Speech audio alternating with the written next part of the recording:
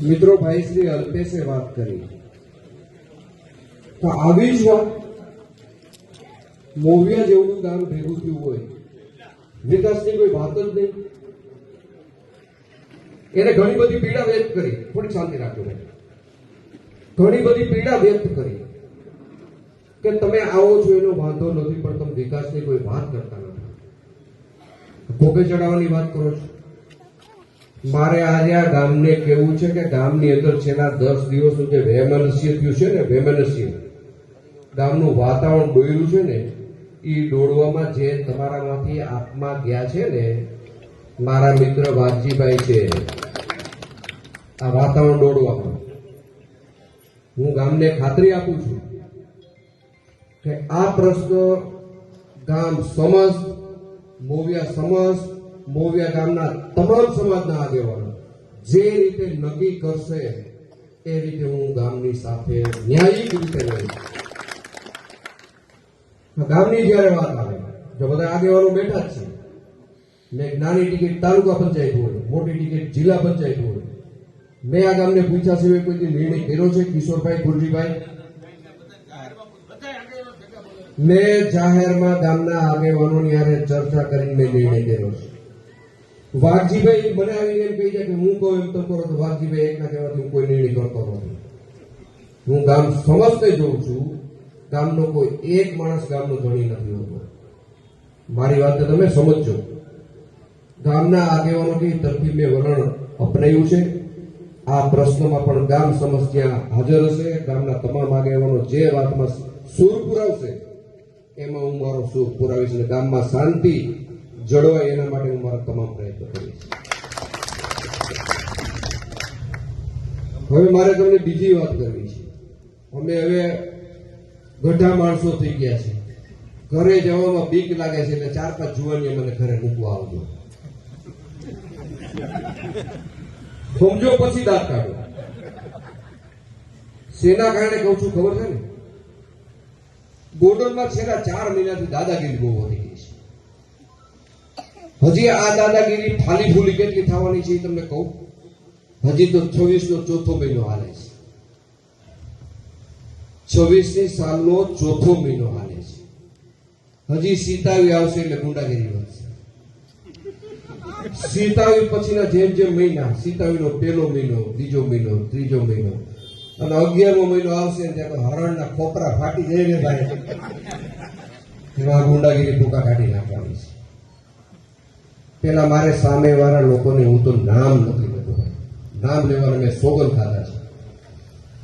મારે ઈ પૂછવું છે કે તમે આ ગામની પીડામાં સહભાગી થવા માટે આવ્યા છો કે રાજકારણ કરવા માટે? મારો બીજો પ્રશ્ન, તમે આ સમાજના આગેવાન તરીકે ગામમાં આવ્યા હતા કે કોઈ પાર્ટીના આગેવાન થઈ તમે આવ્યા છો? તમે પેલા સમાજના આગેવાન થઈને આવ્યા હતા.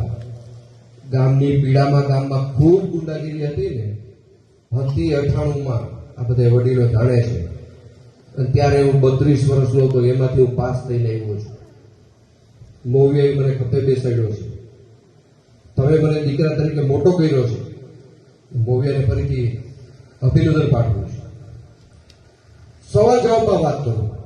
ભાષણનો અલ્પેશભાઈ ઘણું બધું કહી દીધું. અલ્પેશ, તમને હું સવાલ અને જવાબમાં વાત કરું. આપણે સંવાદમાં વાત કરીએ કે આપણે ભેગા થવું અને ભેગું રહેવું 2 વાતમાં તફાવત છે. ભેગા થઈ જાય ને તો ભેગું રહેવું એ આપણી ફરજનો ભાગ છે. આજે તમે ભેગા થયા છો ને તો ભેગા રહેવું, આ રીતે સામૂહિક ભેગું રહેવું એ તમારા બધાની ફરજનો ભાગ છે. મોવિયા ગામની અંદર મેં કોઈની 1 ઇંચ જમીન પડાવી છે?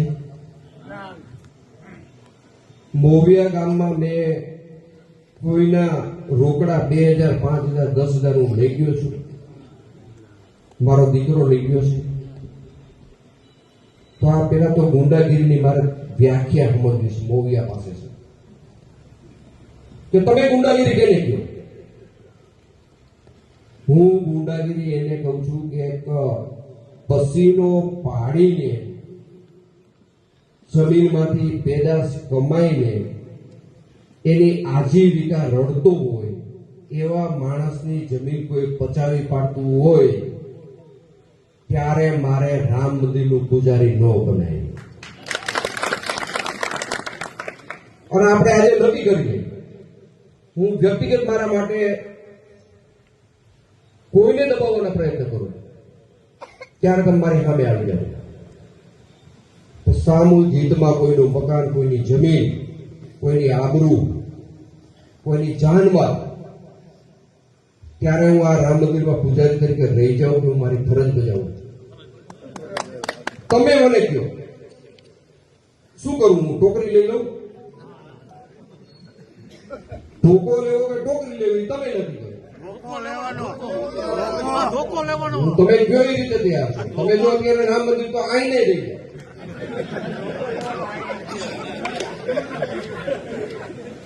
પોતે સ્વૈચ્છિક સમાજના પ્રમુખ તરીકે સમાજનું પ્રમુખ પદ છોડી દીધું. ગામના સમાજના લોકો, સમાજના યુવાનો જે કાંઈ નક્કી કરે એમાં કુરજીભાઈનો સૂર પુરાયો. કુરજીભાઈને ફરીથી અભિનંદન પાઠવું છું. વિશેષ વાત, ગઈકાલે આમાં જે ક્રિકેટ રમાતું હોય ને ત્યાં ફિલ્ડર ઓછા હોય ને એટલે ગમે એવી ફટકાબાજી થાય, કારણ કે દડો પકડાવાની બીક નથી. મારી વાતની શરૂઆત હું આપણે ગોંડલ તાલુકાના કેટલા ગામના સરપંચો હાજર છે ઉભા થાવ, બધા ઉભા થાવ, આગળ આવો, બધા આગળ આવી.